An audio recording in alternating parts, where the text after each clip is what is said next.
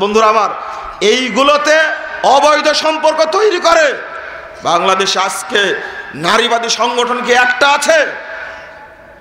আল্লাহর নবী বললেন ওয়াকারনা ফি, আল্লাহ রাব্বুল আলামিন বললেন সূরা আহজাব 33 নম্বর আয়াত, ওয়াকারনা ফি বুয়ুতিকুন্না ওয়ালা তাবাররাজনা তাবাররুজাল জাহিলিয়াতিল উলা, তোমরা ঘরের মধ্যে অবস্থান করো, জাহিলি যুগের মতো নিজেদের শরীরকে উন্মুক্ত করে ঘুরে বেড়ায়ও না।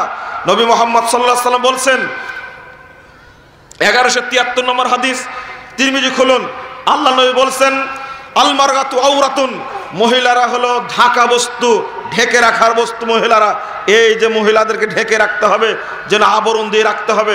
আল্লাহ রাসূল যে ফাইদা খরাজাত, যখনই বের হবে, যখনই মূলক উন্মোচন করা হবে, যখনই তার আবরণ থেকে উন্মুক্ত করা হবে, ইস্তাশরাফাহা শয়তান, তখনই তাকে জেনা করার জন্য উদ্বুদ্ধ করবে। মহিলাদের জেনা করার জন্য উদ্বুদ্ধ করে কিসে? বেপরদা হয়ে চললে। আজকে যে ফ্যাশন বুরকা উঠেছে, এই ফ্যাশন বুরকাটাও একটা অবৈধ সম্পর্ক তৈরি করার অন্যতম উস্তাদ। একটা ফ্যাশন বুরকা কেন হবে?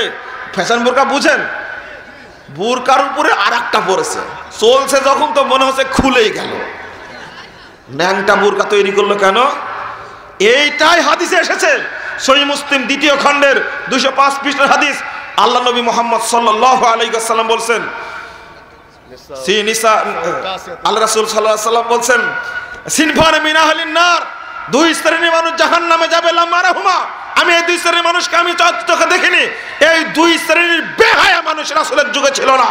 তার মধ্যে এক শ্রেণীর মানুষ কওমুন মাহুম সিয়াতুন কাযিমুল বাকার ইয়াদরিবুনা বিহান নাস, এক শ্রেণীর মানুষ থাকবে যাদের হাতে গরুর লেজের মতো শটকা লাঠি থাকবে, লাঠি দ্বারা মানুষকে পিটাবে শুধু।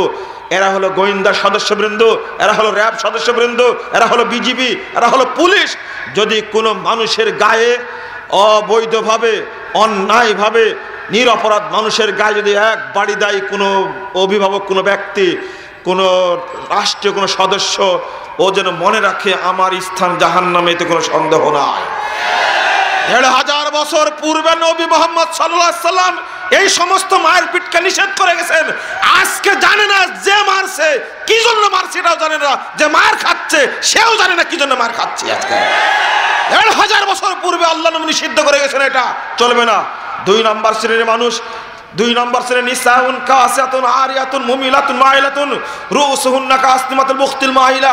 আল্লাহ রাসূল বলছেন পোশাক পরিহিত, পোশাক ওই সমস্ত মহিলা যারা পোশাক পরে আছে কিন্তু উলঙ্গ। আচ্ছা, পোশাক পরলে উলঙ্গ হয়?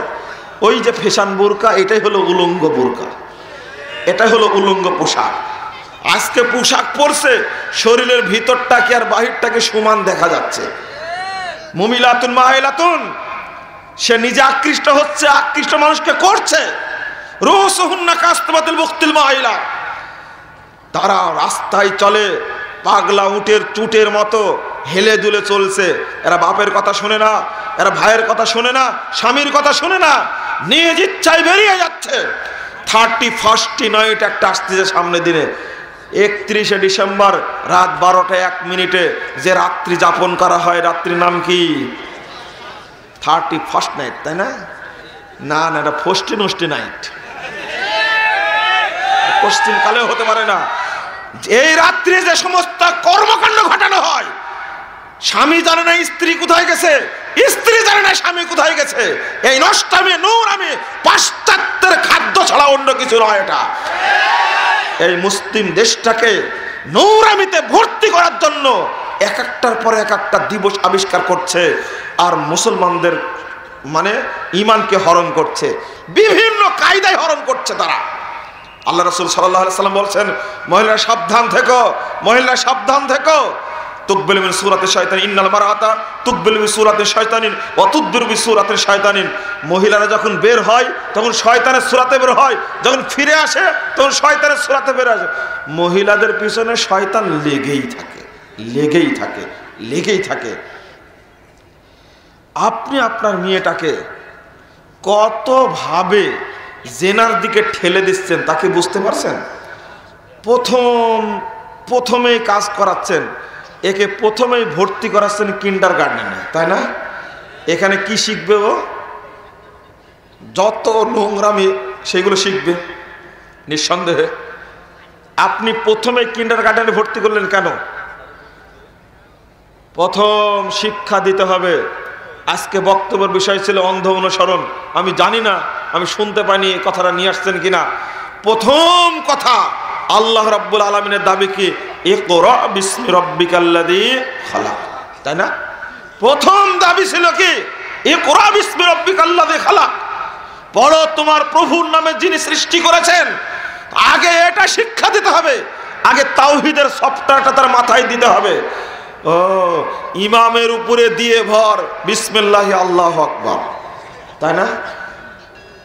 এই কথা বলে কিয়ামতের মাঠে আল্লাহর কাছে বলে কি পার পাওয়া যাবে? মাপ পাওয়া যাবে?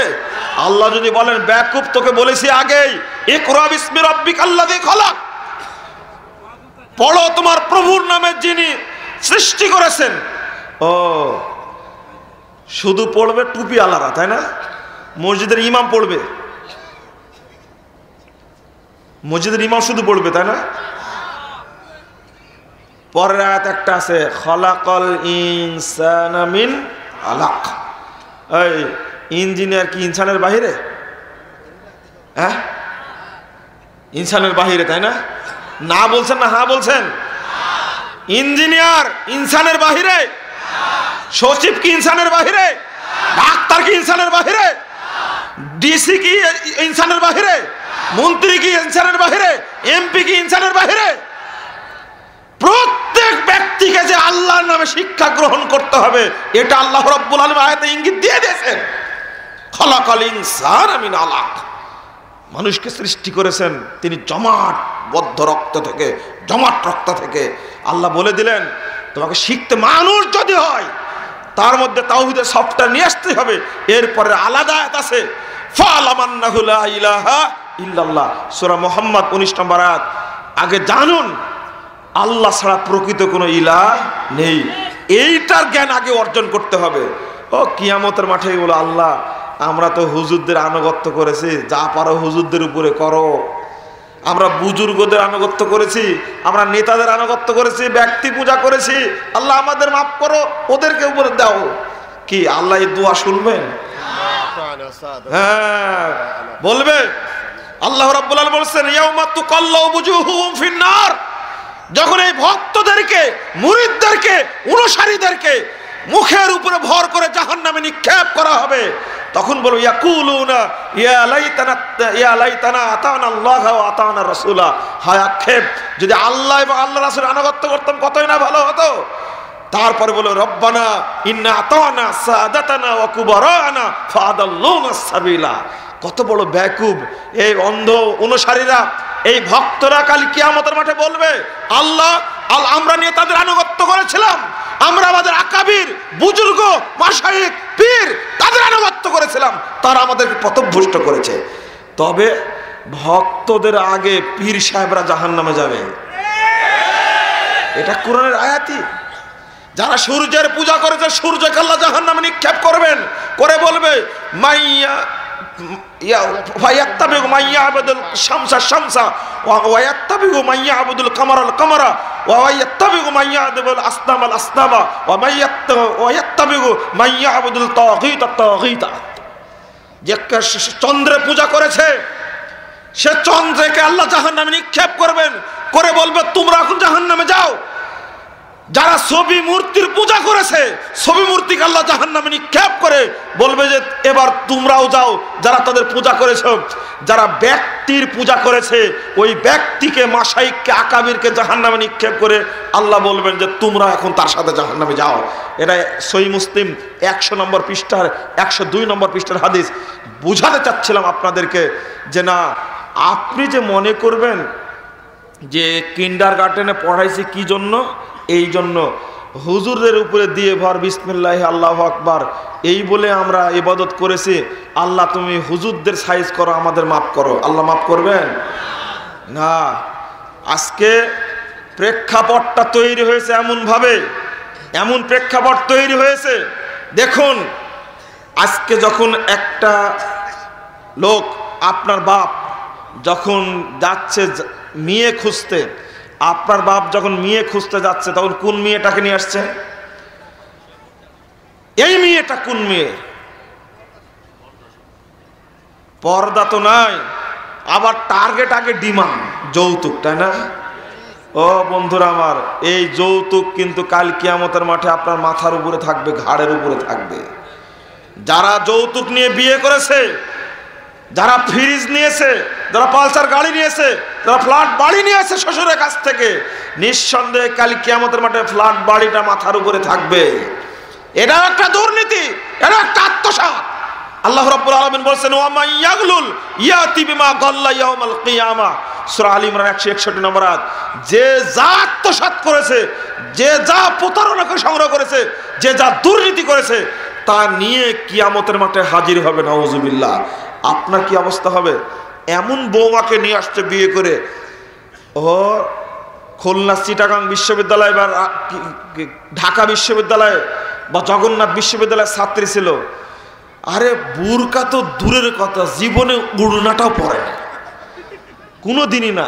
ওর মাথার সামনের চুলো কাটা, পিছনের চুলো কাটা। কি এরকম হয় না? ও বন্ধু, আপনি এত বড় ইতর মার্কা লোক, এতই ছোট লোক, ভদ্র ছেলেকে মাস্টার্স পাস করেছেন, আপনি বিসিএস ক্যাডার করেছেন, আপনার ভদ্র মেয়ের সঙ্গে বিয়ে দেন না। ঢাকা বিশ্ববিদ্যালয়ে আইনে পড়া মাস্টার্স পাস করা একটা মেয়ের সঙ্গে বিয়ে দিয়েছে। এই মেয়ে বুরকা তো দূরের কথা, উড়নাও পড়েনি, হাফ প্যান্ট করে ঘুরে বেড়াচ্ছে, আর চা স্টলে বসতে গল্প করছে, বৌমা একখান পেয়েছি। এটা কি বৌমা না ভাইরাস? এটা ভাইরাস। আপনি বৌমা নিয়ে আসেন, এটা ভাইরাস নিয়ে আসবেন। এটা আপনার পরিবারকে ধ্বংস করবে, আপনার আত্মীয় স্বজনকে ধ্বংস করবে। এরা